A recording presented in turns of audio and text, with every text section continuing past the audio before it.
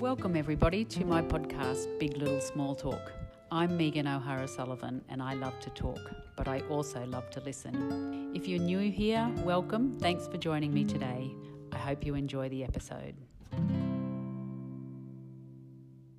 Welcome listeners to Big Little Small Talk. My name's Megan O'Hara-Sullivan and I've got someone that you will all recognise with me today. You'll recognise him by his voice. He's been the long-standing broadcaster on Triple M, 25 years in fact. Welcome, Lee Faulkner. Hi, thank you for having me. Now, the shoes are going to be on the other foot here, Yes. and I'm in charge because I normally have you doing all of the technical business when I come into Triple M. Yes. And now you're going to be answering my questions. So you okay with that? Absolutely, looking forward to it.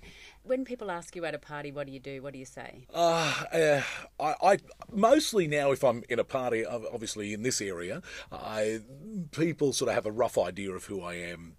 Pretty much, as you say, 25 years. It's been a long time, so my name is sort of out there, and they if they don't absolutely know me, because they don't necessarily listen, they know sort of, oh yeah, that's a guy that's in the local media or is somebody around here, and then they'll sort of ask a few more questions. If I'm, Brisbane or the Gold Coast or somewhere like that, I will just normally say I'm in the media. And then if there's a follow-up question from that, then I will qualify. But I'm very proud to do what I do. It was a childhood dream, and so to be able to do it, and I'm very happy to tell people about it, but I also don't want to sort of come across as, I do this.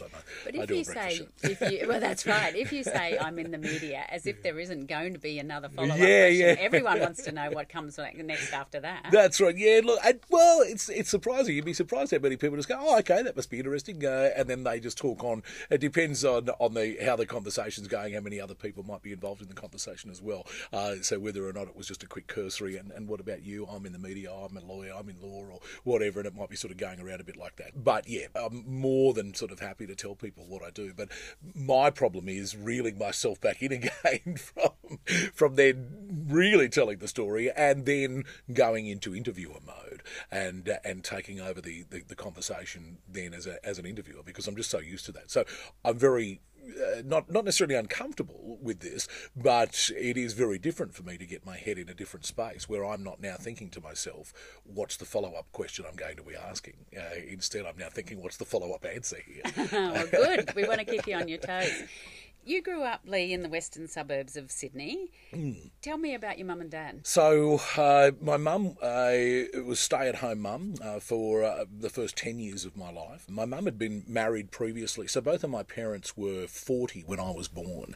And so a bit of a late-in-life baby to parents that were born in 1930. So they obviously came up in a very different era to then what I would be brought up in, having been born in 1970. So they lived, the first 10 years through the Depression and then into the Second World War. So what they saw as kids and as teenagers, I can't even imagine. But it was, a hardship that thankfully I never had to go through and neither did my kids. So my mother was of English descent. Her parents, 10-pound poms that had come out in the sort of mid-20s and had businesses in England, but when they came out here, her father ended up on the unemployment benefits. But in those days, you had to work, so there was you couldn't just stay at home. So he worked on a road crew, and so it was a hard sort of working class family. They lived in housing commission houses around the Guildford area in New South Wales, and didn't have shoes until she was in high school, and those sort of things. Had left high school by the time she was 13 to go and work for a first job, which was at Philip Morris, shoveling tobacco in Sydney there. And my father, his family, there's you sort of trace it right back. We've got quite a number of generations going well back into the beginning of the country, and they had sort of gone up and down through tumultuous times and great times. It just happened to be that when I came along, it was back in tumultuous times. So again, pretty much a working class family. My father, he also left school quite young, was never able to read or write, had never learnt that. So what had happened, all the teachers during World War II, they had been called back to the war. And so all the retired teachers were asked to come back. And if you couldn't pick things up, unlike today where they'll spend a lot of time with you and put you into extra classes and all those things, it was just simply the matter of send them out into the garden. So my father had a great green thumb and was a fantastic gardener and would have loved, being in a place like Toowoomba with the gardens. It was his pride and joy was our little patch of land and the gardens that he would make out of the bare patches of dirt that, we would have when they bought the place. But he got an apprenticeship very young at the, urge of his father and became a bootmaker. So he spent his entire life as a bootmaker, started in a little boot repair shop in Wynyard Station and ended up 25 years with the Board of Fire Commissioners in New South Wales, back in the days when they used to do all their own things, and they had this massive stores place out at Chullora, and they had carpenters and electricians, and they were very self-sufficient. And he made the boots. So, school holidays, I would go there, and there'd be this great big community of people, and I can still, remember the smell of the leather glue, and then, of course, he would take me to the tannery in Taree. Oh, wow, that was something different, So, yeah, just, really very much working class. And I was born, we were in Regent's Park. They were living in Regent's Park. I was born in Auburn Hospital, as most people in the western suburbs of Sydney were born in Auburn Hospital. We lived for a couple of years in Regent's Park, moved to Yagoona, lived there for just a couple of years, and then we moved out to Ingleburn. And this was a former army camp area that they were now trying to rehabilitate into a suburb that could be, a bit more practical. And it sort of lies between Liverpool, a major sort of centre, and Campbelltown. And there really wasn't much there at the time because it was only a sort of a brand new suburb. So I think it was an affordable place, but it was way out, and everybody thought, they were mad moving all the way out to Ingleburn. Now it's a halfway point to where people are buying houses to afford them now. So, yeah. Okay. I've got a lot of questions from that now. Can we go back to your mum and dad? Yeah. They'd both been married before? So they'd both been married before. So my parents grew up in the same area, around that Guildford area. They both knew each other. My father had admired my mother from a distance, but nothing had sort of eventuated. My mother went and worked, and as it used to happen in those days, they go and get a job as a housekeeper. And my mother did that at a boarding house in Blacktown, which at the time was in the bush. And she met a man there. They had a child, my half-sister, and unfortunately, he was older than my mother, probably by 2 decades. I sort of guessed. She was a bit coy about it, but I think he was at least 2 decades. So at 20, she would have been 25 when they had my sister, and 10 years later, he suddenly passed away of a heart attack. And so she now is left alone with a 12-year-old girl.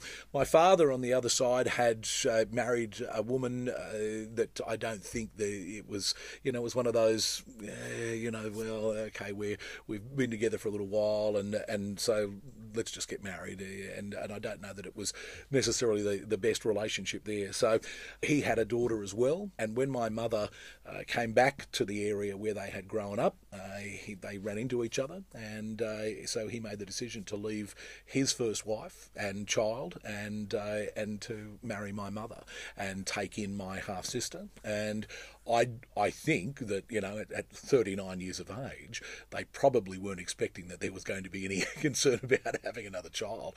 And then along I came. Yeah. So you mentioned, Lee, that sort of that the Depression and the war years and all of that. How much did that shape them in terms of how sort of kind were they? How soft were they? My mother was, she was, and that was where I learnt empathy and sympathy and love, no doubt about it. But at the same time, she could also be very hard when she needed to be. And so when my parents inevitably divorced when I was a young teen, a different side of my mother that I saw probably then. My father, very much the disciplinarian, and very much, he only had one way of thinking. There was no, you left school, you got a job, you stayed in that job for your entire life, and you worked, and you did it whether you liked it or not, and you did these sorts of things. You only ever paid cash for everything. You didn't owe anybody anything, and if you couldn't afford it, you didn't have it, and so all of those sorts of things. So there were some great lessons to be learnt there about how you live your life. But he certainly wasn't the type of person that would embrace you or anything like that. My father probably told me that he loved love me once in my life, and that was, in my late 20s. So what was you didn't the have that. circumstances there? Why did he tell you that he loved you? We had a falling out, and that was at my behest, that I had sort of, said I'd had enough of the way you are, and if you're going to continue on this way. And of course, by this stage, my parents had been divorced for over a decade, and he had moved on and was with somebody else. And I got to know that woman very well, and they were married for 25 years before his passing. And I still have a relationship with that woman who my kids call Grandma. And so, I had said to him, I'm just not going to continue on with, I'm beating my head against a brick wall. So it took him a little while. I think it was about 12 months of no communication, and then finally he came back around and decided that if that's what I needed to hear, I think was probably more than anything, that's what he would do. So and there were a lot of other things then that we were able to sort of go through and talk about from what had happened throughout my childhood that perhaps were resolved, some things that weren't fully resolved, but I was able then to at least get back in and have a relationship with him until he passed away a few years ago. That's incredible, because I often think, and I do it too, you're on the phone to your kids and you always end with "love you," and they say "love you," and I sometimes see grown men on the phone to their kids saying "love you," and I think we didn't do that when we were kids to our parents, and we had a loving upbringing. So the times have changed. Your father and your relationship, how did that shape how you've brought your own children up? Obvious question. Yeah, absolutely, and very much had a lot to do with the way. It also had a lot to do, I think, with me resisting fatherhood for a long time, and possibly destroying a previous relationship because of that prior to meeting my wife. So I was 30 when I met my now wife Kim, and I was 35 when we got married, 36 when we had our first child. So I was getting towards that age that my parents were, which is funny how that tends to go round and come round in similar vein. You do hear those stories over and over again.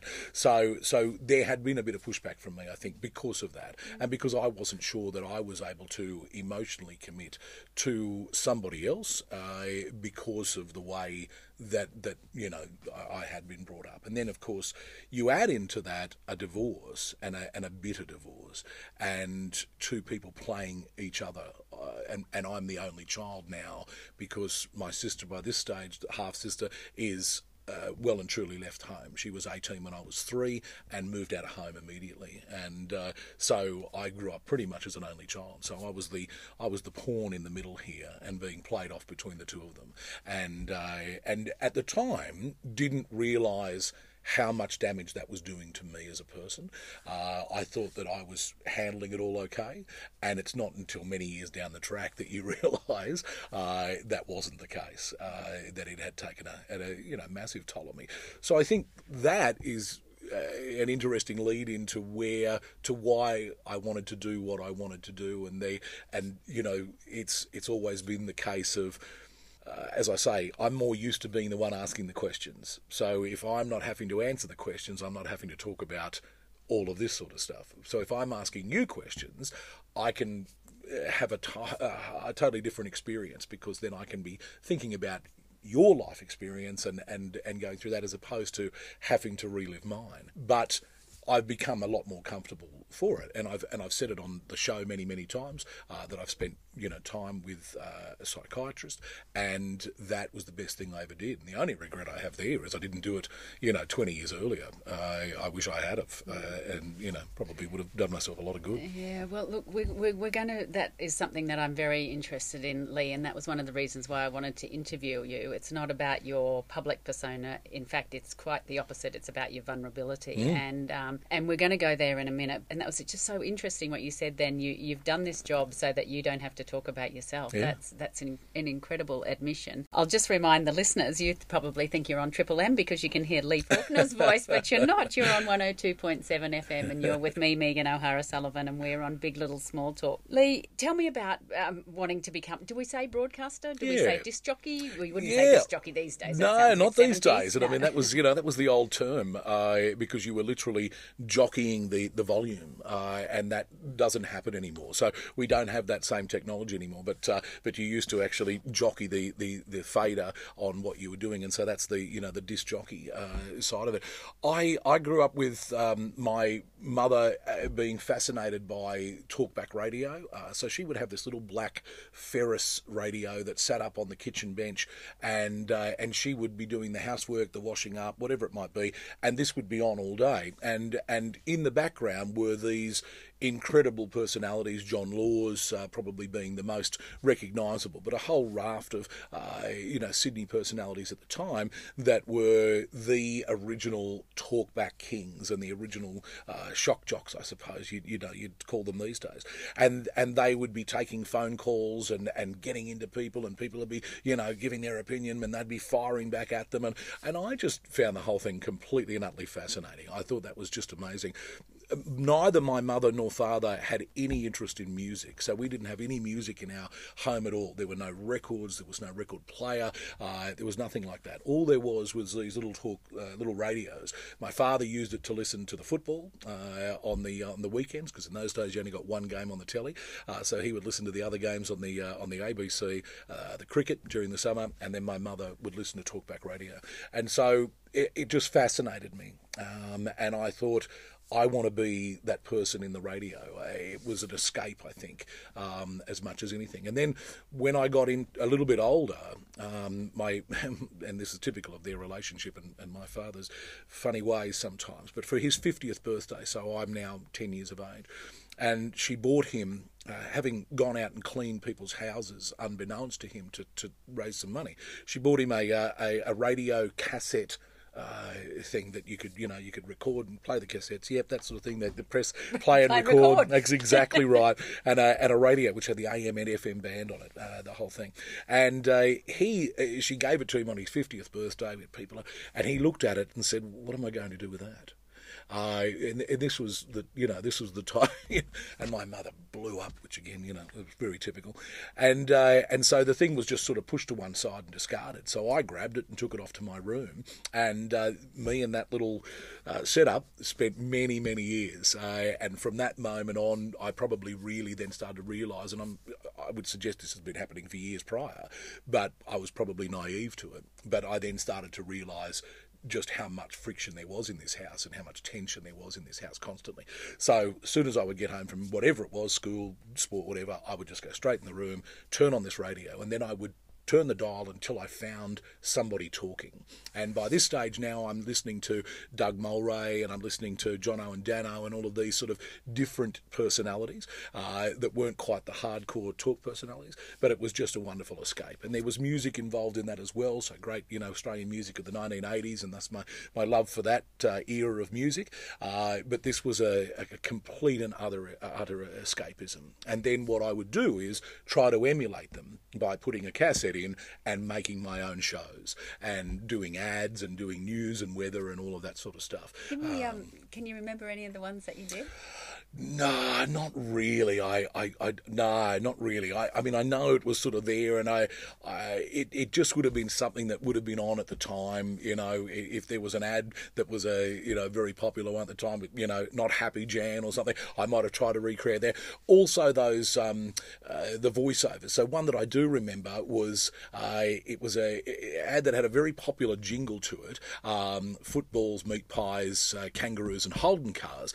The voiceover to that sort of tends to get forgotten a little bit because everybody remembers that, but that was John Laws, and him doing, "What is it you love? Tell me again. What is that thing you love? Come on, tell me now." And I would just emulate that over and over again, and try to sort of shape my voice into what they were doing and how they made their voices sound, and then create these little programs that I could then listen back to myself, or is so interesting. Give to somebody else. That's right. So, I want to go there. So, I mean, it's taken me right to the Normie, he drives the fastest milk cart in the West, all of that music from the 70s, of course. Did you ever have anyone else, any of your friends in there and interviewing them or talking? It was always just a solo pursuit. Absolutely. I didn't really invite people over to our home sort of once I got to that age. As a little kid, it was different. And again, I think I was so naive to what was sort of going on and the tensions in the house. By that stage, I sort of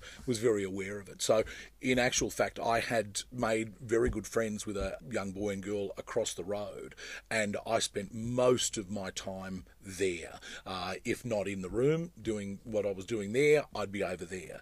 But I never had the courage to say to them, hey, listen to this, I've done this. Because I would also do, comedy sketches and, jokes and all that sort of stuff. But I had no confidence in myself that anybody else would ever want to listen to this. And unfortunately, that stopped me from getting into this industry for a decade because the exact same insecurities when I finished radio school stopped me from, coming straight into the industry.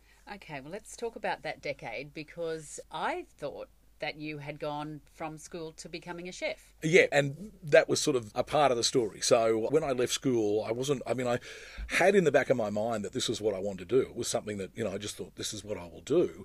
But I had no idea of how you did it. And of course, without internet, there's no YouTube, there's nothing that you can just sort of...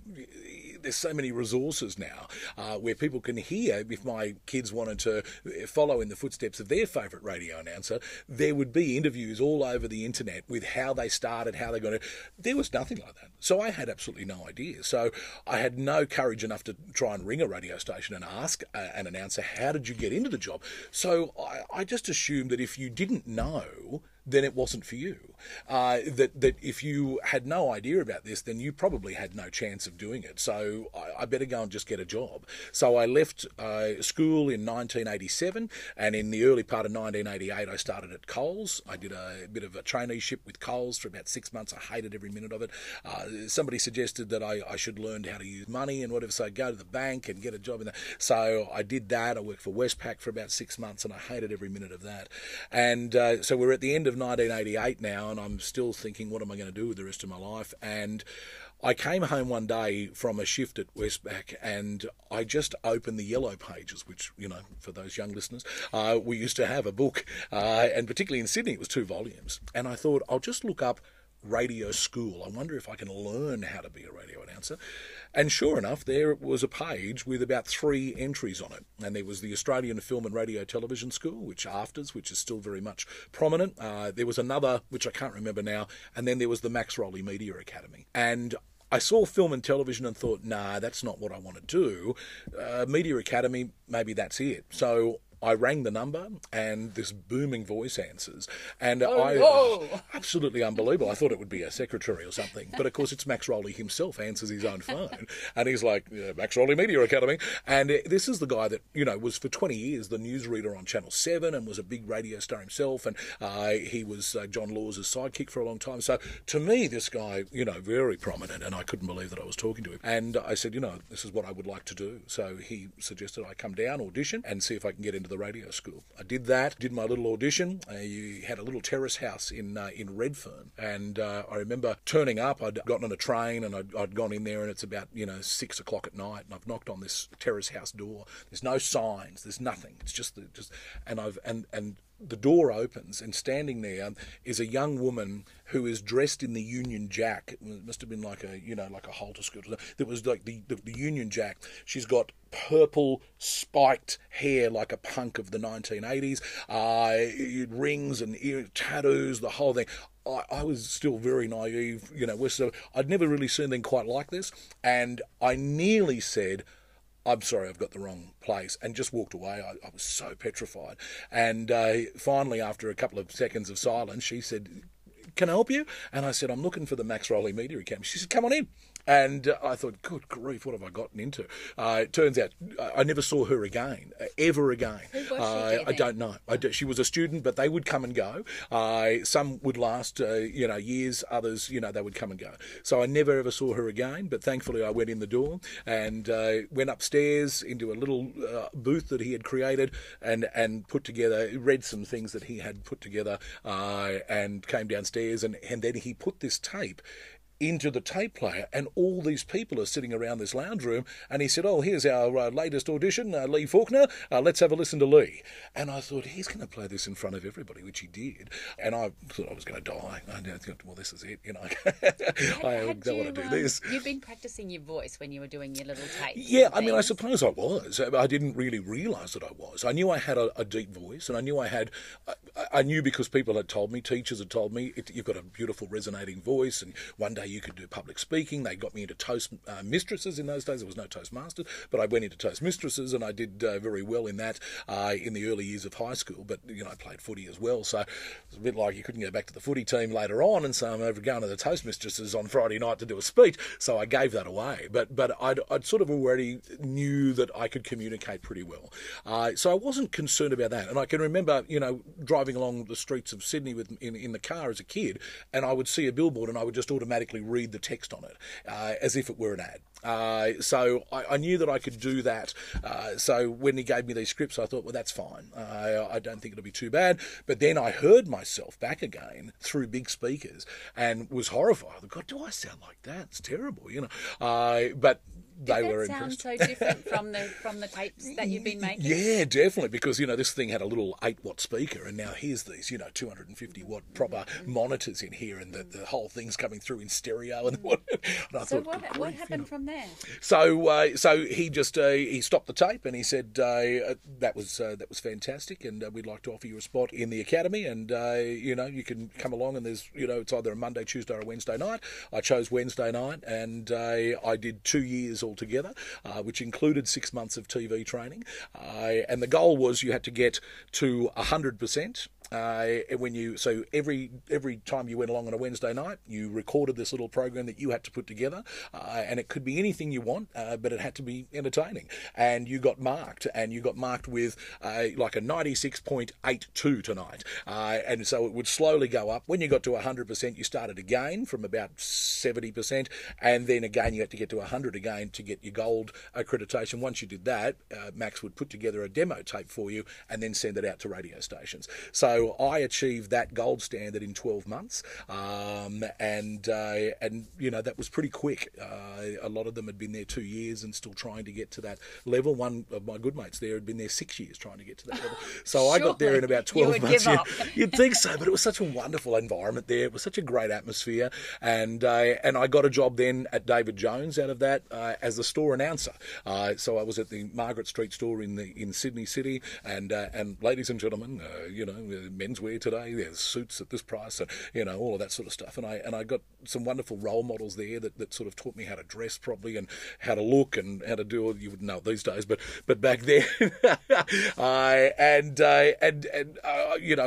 was opened up to a whole nother world. And one of the things that happened I had to pay for this radio course. This was the other thing. My parents couldn't afford this, so I had to pay for it, and I wasn't making enough money during the day at David Jones. There was an Asian restaurant just around the corner from the radio school, and a lot of the people that go there to be a busboy, waiter, whatever. And I was the same. Max had said, "I've got you an interview around the corner. You can go around there and get a few shifts if you like." And so I was just doing the cleaning up and that sort of thing. And one day somebody didn't turn up, and I'd always had an interest in cooking. I'd cooked at home because my being with Mum for a number of years on our own. She would work quite late, and so I would cook the food. So I had a bit of an interest, and they gave me a knife and some vegetables, and I chopped them up, and they're like, right, you can keep doing this. And so I sort of fell into it like that. And when I finished radio school, all the insecurities came flooding in. No matter how many people, including the guy from the radio school and radio stations and whatever, told me, you'll be fine, you're going to be great, this is going to be your vacation, I had no belief in that. And so I moved to the Sunshine Coast. I just wanted to get away from everything that had gone on, as a younger man. And so I moved to Queensland out of a whim to the Sunshine Coast. And this was the early 90s, 1990, 1991. And there were a lot of just little restaurants and things, sort of starting to pop up there. It was just starting to sort of wake up the sunny coast. And so there was just a lot of opportunities to just go and work in a kitchen. And so, I did the rounds of fast food. I, involved in pizza restaurants and Sizzler and so forth, but also just little restaurants and a place called the Boularong where they used to have a 35-dish buffet. And so I learned a lot of techniques because we used to put up 35 different dishes every day. Can I stop you there? Is the Boularong at Alexander Head? Yeah, it is. Yeah, we used to be. My sister used to work at the Boularong. A lot of people did. Back in the 80s, that's right. Yeah, they tore it down a number of years back now and built a beautiful new place where it was. But it was this old sort of aqua-coloured building there. I'll just take this opportunity to remind everyone who we're speaking to on Big Little Small Talk. We're talking to Lee Faulkner, and he's talking about his incredible highs and lows of his career. I guess he'd been in radio school and didn't have the confidence then to pursue it. So when you were on the Sunshine Coast, Lee, were you making friends, or were you still fairly insular, do you think? No, look, I like anybody, I suppose, in their early 20s, I was sort of fairly gregarious. I was happy to sort of be out and that sort of thing. And I mean, I always had that. I wasn't completely insular where I had, felt like I just need to stay behind doors, but I also wasn't the person that would walk into a room full of people and just go around and introduce myself, very much like I am now. I would walk into a room full of people and just go and stand up in the corner, and if people come and talk to me, great, but if not, I'll just stay in the corner. I'm quite happy to be there and out the way. So but the thing was, I was working in these industries where there's a lot of itinerant people and there's a lot of staff. Some of these places, restaurants, they had 100 casual staff. So you just had this, all of a sudden, all of these brothers and sisters that you worked alongside, and you just sort of, we're all going to go out afterwards, everybody just, so it was really quite easy to do that and to fall into that. And I really enjoyed the lifestyle. I really lived the lifestyle, surfing during the day and working in these restaurants at night, and I was loving the cooking and thought that now would take over. This is more practical. The dreams of being the radio star, not really very relevant. I need to make money, and this is a nice, good, safe job. There'll always be, a job in a restaurant. The only thing that concerned me was I kept looking at the people who I was looking up to in these industries, and they were in their mid-40s or mid-50s, and they looked like they were in their mid-70s. They were in their third marriage. They had no relationship with their kids. It's a tough game. The hours are extraordinary, and it's a very, very different life. But for that time, it suited me because, again, I was out the back. So I was in the kitchen, and I could entertain the few people that were around me with my little bits and pieces, where I would constantly be getting, you should do radio, I'd listen to you, because I was making them laugh and entertain them along the way, and dropping little bits of trivia and all those things that I'd sort of picked up in the hope that one day I might do this as a living, but still thinking, no way.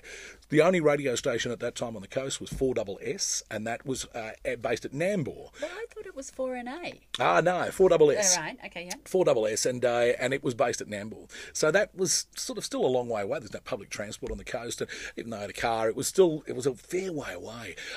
So I popped out a few times and spoke to the, announcers out there, and but it was very much, oh, mate, you got no chance here, because they're trying to protect their job. And I didn't realise how full on that was until I got in the industry myself. So, there was no real encouragement there, and there wasn't really, and I thought, I'll just keep doing what I'm doing, and we'll see where it goes. So 10 years later, what happened? So then, I'm meeting a woman is part of it. So I actually had a relationship with a woman that she wanted to move to Brisbane, and so I did that, and in Brisbane I got out of the food. I just wanted to get out of kitchens for a little while and have a break, so I started selling mobile phones, which was a bit of a different scenario, and I absolutely hated it, and realised that I had to change. I had to do something with this whole vocal thing. So one morning, I'm now 28. I've turned 28, so it's 1998. I've turned 28, and I thought if I don't do it before I'm 30, I won't do it. I was looking through the classified ads in the paper one morning, and there was an ad for spruiking. And I had done some of that with the Max Rowley Media Academy, they used to send you out on a Saturday to go and spruik in the Pitt Street Mall in Sydney. And I did a women's clothing store called Desert Island. And you'd stand out the front. And preferably, if you could do a bit of an English accent, they would pay you more. So I could make $65 an hour back then. You didn't get many hours, but sound pretty good. But if I could talk, come on, ladies, get on in here. We've got a gear for you. Only $10. That's what it's all about in here. Ridiculous. I mean, completely ridiculous. But it really built my confidence up because I'm standing out there so vulnerable, so prone, and now I'm doing this. So the ad this time was for a bookstore, Angus and Robertson, of all places, here in Toowoomba. I'd never been to Toowoomba. I'd never heard of Toowoomba. And as it turned out, there was another guy who they had employed to do the Clifford Garden store and I was doing over here. He contacted me through them and said, mate, I've got an old bomb of a car. If your car's a bit better, would you mind driving us up and back and I'll pay for the fuel? So as we're doing our first, I agreed to that, and as we're doing our first trip, he said, oh, well, what do you want to do with your life? And I said, well, I'm doing this because I want to get into radio. And he said, well, I do some casual shifts around the place. I'm a fill-in when people go on holidays, and that used to be the go before we had all the automation we've got now. So he said, I can get you in an interview. And he did that at 4GR here with Russ Wilson, and I sat in front of Russ, and he said to me, mate, you're 28, why have you left it so long? You're a bit long in the tooth. He said, you've got a lovely voice. They put me through a few paces, and in the end they just said, look, there's really not much we can do for you, mate. We don't really think this is going to be for you. So I left it at that. And about a month and a half, 2 months later, that gig had sort of dried up. With Were you doing the English spruiking. Accent No, not here. No. So doing me at the Angus and Robertson, and having plenty of people come up and say, "Are you on radio? Oh, you should be on radio." And thinking, oh, "Shut up," because that's exactly what Anyway, a few months later, that gig had dried up, and I'm at home, and this guy rings and says, "How keen are you on still getting into radio?" And I said, yeah, I'd pretty much do anything. He said, well, I'm working at the moment up in Kingaroy at the radio station there, 4SB, and they are looking for salespeople. And I told them that you were the number one mobile phone salesperson in Brisbane. And I said, thanks a lot. He said, so come on up, get in the door, and we'll go from there. So I drive up to Kingaroy on a Friday night and have a meeting with the station manager, Mark Peters, in the Burke and Wills Hotel. And it's the nicest restaurant in Kingaroy at the time. So we're sitting in this, sort of old-fashioned motel restaurant. The place, as you can imagine, is very quiet, and there's a lot of people, it's full house. And finally he says to me, I get the feeling that you're not really that keen on being a sales rep. What's the real story here? And I said, well, I would like to be on air one day. And it was a bit taboo back then that if you started on one side in this industry, you weren't to go to the other side. They didn't like that because it sort of took away from what you should be concentrating on. So he said, all right, give me a talk break. So in the middle of this restaurant on a Friday night, I've had to launch into this talk break. And I do remember a little bit of that, talking about, we've got Phil Collins tickets and this sort of, so I just did this talk break. And he said, well, you might have half a chance. So he gave me the job as a sales rep, and I did about would have been about 2 months of working, trying to sell radio advertising. I wasn't very good at it. But everywhere I went, they said, you should be on the radio. So eventually, as it was then, because we had no computer technology, you had to learn how to panel, had to learn how to put the everything to air, the records and so forth. After I'd finish at 5 o'clock, we had a show that went till 6 before we took the overnight show. And I begged and pleaded with this guy to let me sit with him for that last hour and learn how to panel. That then got me an opportunity to work on a Saturday morning because nobody wanted to do that. So I was able to do a Saturday morning. And then one day, the guy doing breakfast just left. And there's just nobody in there at 6 o'clock in the morning. So the thing just goes dead. And the afternoon guy had to come in then and do the breakfast show. And of course, he then doesn't want to have to do the afternoon as well. So they said, well, Mr. Saturday morning, here's your chance. And I did one afternoon shift on a Friday and then was given the job as a full-time afternoon announcer. I did that. It's almost kind of like if you could put more sort of blockages in your way, in a way, to come up with this. I'm running out of time, as That's I all right. usually do, unfortunately. Well, with me, you had no chance. Yeah, that's right. This true. There's going to be a two-parter this way. That's right. We'll just go quickly back as a little aside. The girlfriend, I believe, was called Sarah. Is that right? And you were Lee, so you're Sarah Lee. That's right. So have you resurrected the Sarah Lee dessert company? We used to laugh about that. And then, funny enough, of course, then I meet my wife and marry her, and her name's Kim. So I went from the Swedish desserts, the Danish desserts, to a Chinese restaurant. To the Chinese so it was Kim restaurant. Lee. Exactly. So now I have someone who said this to me. She said, he cries easily and is more in touch with his feelings than any man I have ever met. So when did you start to evolve, do you think? Why did you start seeing the psychiatrist? My kids, without doubt, and my wife Kim. She had endured my my behaviour for the first I suppose 2000 was when we started seeing each other, and so for the first 5 or 6 years she'd sort of endured my behaviour, and then the kids came along. What is your behaviour? Is it being emotionally unavailable? Is it? No, not emotionally unavailable, but I was very. I guess I was very immature. Is certainly a big part of it, because when you have a bit of trauma in your young life, as I later would find out, of course, you tend to stop your growth as a person, and you tend to then, and that's this whole internalising and all the rest of it, and hiding away from things and whatever. So after going through all of the dramas with the divorce and so forth around that was pretty much where my development stopped. So I was still very much a child looking for recognition, looking for somebody to pat me on the back and tell me it was going to be. I very much needed all of that, and I continued to need that as I was getting older. Again, coming back to where you get on to doing something like this, and you're constantly having people tell you, "Oh, I love what you do. You're fantastic at it. You're very good at it." All of that, and that was very important to me. But it's not a very healthy way to live when you need that, and then when things go wrong, and they don't have to be very wrong at all,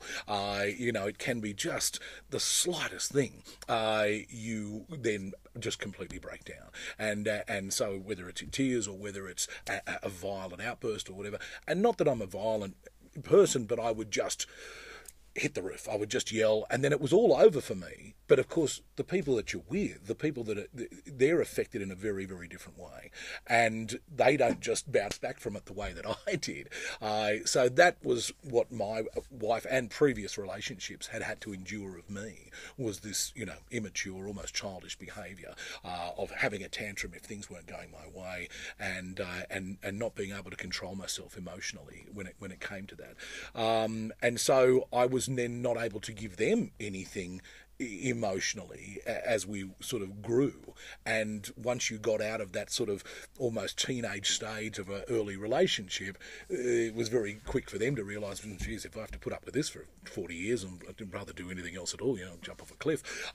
So I had left this swathe behind me, and then thankfully, had this woman who said, well, you need to do something about this. And then the kids come along, and that was a bit of a distraction for a little while, but then of course it starts to come back in, and it gets to a point where Kim has the kids and says, we're gone. That's it. We're leaving unless you make a decision to do something. And of course, the whole thing is it's very much narcissistic type behaviour, in that you are living this life out here where people are, oh, Lee's the nicest guy I've ever met. Oh, God, he's a fantastic fella. Behind closed doors, it's a very different scenario. And as I say, well, I'm certainly not suggesting I was doing anything vile or anything like that, but it was just bad, just poor behaviour. And going to the psychiatrist, wow, that was an absolute life changer, because then I was given tools to be able to handle my own behaviour. It's so interesting that we make this distinction almost between, well, I wasn't physically violent, but I mean that emotional violence is so horrendous. much, It's so horrendous. relevant. Absolutely. And that could just be just shutting off even for a couple of days or whatever, not being very passive-aggressive, not necessarily yelling and screaming or anything, but it may have also been that. It may have been just an outburst and, a few curse words and whatever. And then, and then I would feel like I'd purged that, so I'm fine. And then, of course, I'm coming back saying, all right, you want to go down the club or whatever? And it's like, no, definitely don't. And then I'm not understanding, why not? So what do you do now to work on your mental health? What keeps you sort of feeling like you're on track? Yeah, I think I take a lot more time for me to, spend time really considering behaviours and a bit of meditation and that sort of thing, which allows me to sort of process what it is that's going on around me. And, of course, you learn some of these wonderful techniques when you go and see a professional. You've had no idea about yourself, that you can see, I know that this is now coming on. So it's no different to somebody that's got an ailment. If you've known somebody who suffers migraines, as they get older, they understand the triggers and they understand where they are in the process, and then they're able to do something about it. It's absolutely the same with your mental health. So now I'm able to see, there's been a lot going on. I've been under the pump a little bit with work. I've been working extra weekends. I've been doing all of these things and spreading myself a bit thin. This is a point where something easily could creep in. So now I need to take a step back and make sure that I'm really thinking about that process. And so I use music, meditation, and just some quiet time. Just a nice bit of quiet time. And how much, Lee, do you feel the responsibility to speak openly about mental health issues with your radio and your ability to reach people, I suppose? Do you feel like, well, look, that's just my business, or do you feel a certain responsibility? I probably have never really thought of it in that way as a responsibility until just in the last few years, when people start to tell you stories about things that have happened over the last 25 years of me broadcasting. So things that they have taken on board when I have spoken about something, and just how powerful it was to them. And all of a sudden you do start to realise I'm making a very big impact on people's lives that I didn't really realise. I was just doing this for a laugh. I just did it because I thought I was good at it. I enjoyed it, and so I'm just saying things behind the microphone there, but I'm not thinking about an impact on anybody but me.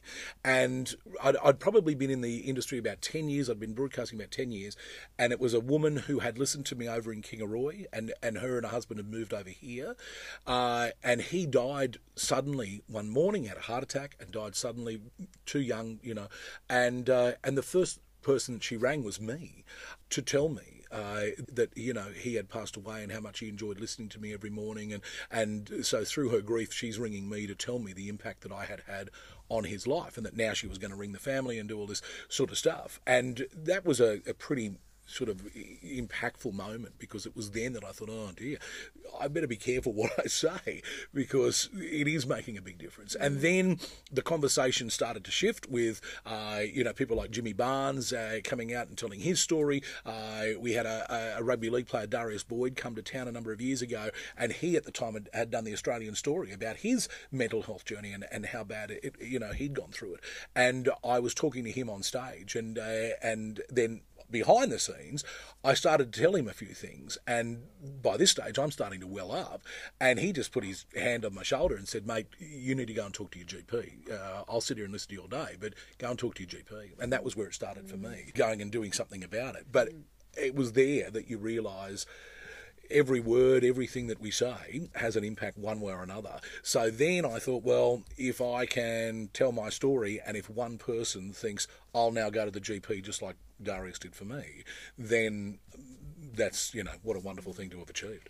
Lee, I just want to quickly touch on the ability to stay relevant. 25 years in a media industry is incredible for a guy who had so many false starts and didn't quite make it so many times. Yeah. Do you consciously try and think, how am I going to stay relevant? Or are you just saying, I'm going to be me, I'm just going to be who I am? And I think that is very much the case. I think very much the case. I was always just determined to be me and to be as honest as I can be, and be as open as I can be. I think the big thing for me was that I did have 10 years of another life, and I know the reality of what people who work split shifts, who work in kitchens, who work selling things, who do normal jobs out there. I know the reality of what they go through, and I know how lucky I am to do this. I pinch myself every day that I get to talk to people that I admire, that I get to have fun.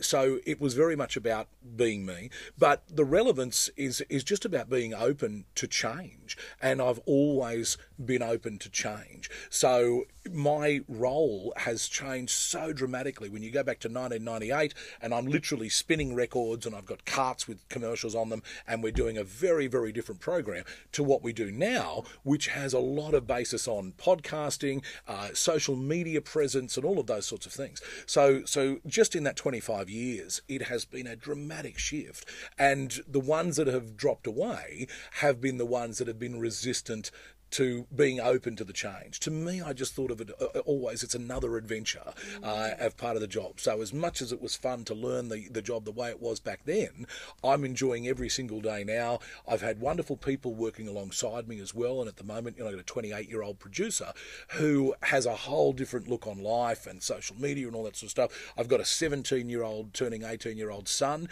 and a 14 turning 15-year-old daughter. And again, they bring me into this world of relevance, of what it is that people are talking about now, and pull me up, and including my producer Rob, and previous producer Meryl Miller, who would pull me up on things that I would say that perhaps I hadn't even really given much thought to, but because of their different ways of living. So Meryl, same age as me, but a very, very different thinking, much far more educated person than me, and as a journalist, fantastic, and of course very left thinking and so forth, and very compassionate to people, all that sort of stuff.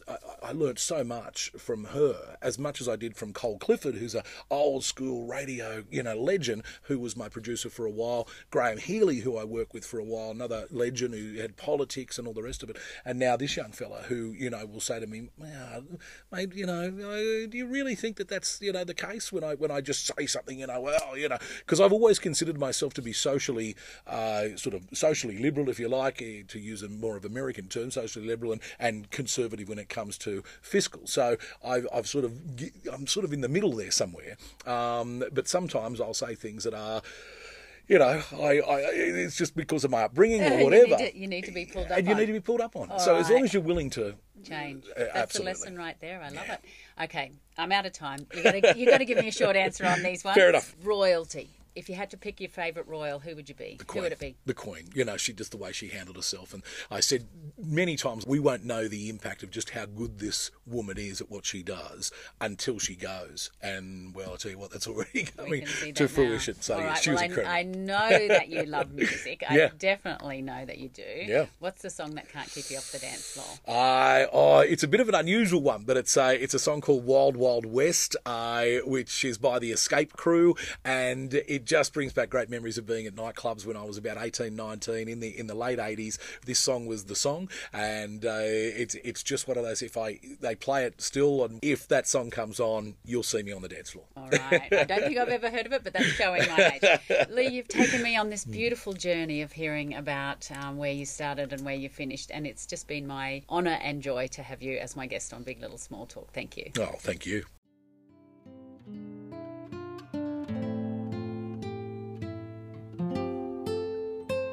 That's it for this week. Thanks for joining me on Big Little Small Talk. I hope you can make the time to join me next week. If you've enjoyed this episode, please subscribe on your favourite podcast app.